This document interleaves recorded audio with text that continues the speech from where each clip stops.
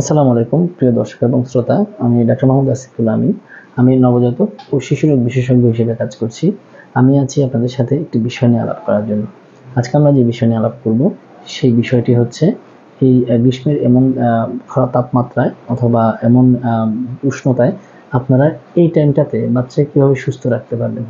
হ্যাঁ প্রিয় দর্শক, বর্তমানে আমরা খুবই গ্রীষ্মের একটা তীব্র দাবদাহ আমরা অনুভব করছি। এই সময়টাতে বাচ্চাকে সুস্থ রাখার জন্য কয়েকটা প্যারামিটার আপনাদেরকে মেনে চলতে হবে। ১. বাচ্চাকে দৈনিক গোসল করাবেন। ২. বাচ্চাকে পরিষ্কার রাখবেন। ৩. কোনো কারণ ছাড়া প্রয়োজনের বাইরে বাচ্চাকে রোদে অথবা অতিরিক্ত গরমে বাচ্চাকে যেতে দিবেন না। ৪. কোনো ফ্যামিলিতে যদি কেউ অসুস্থ হয় অথবা জ্বর আক্রান্ত হয় অথবা ডায়রিয়া আক্রান্ত হয়, সেক্ষেত্রে সেই জায়গাতে বাচ্চাকে যেতে না দেওয়াটাই উত্তম হবে।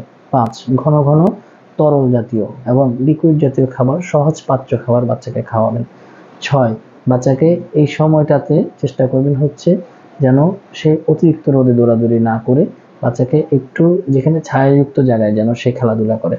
৭ নম্বর হচ্ছে যদি বাচ্চা এরকম কোনো ক্ষেত্রে অসুস্থ হয়েও পড়ে সে যেন দ্রুতই কোনো চিকিৎসকের শরণাপন্ন হয়।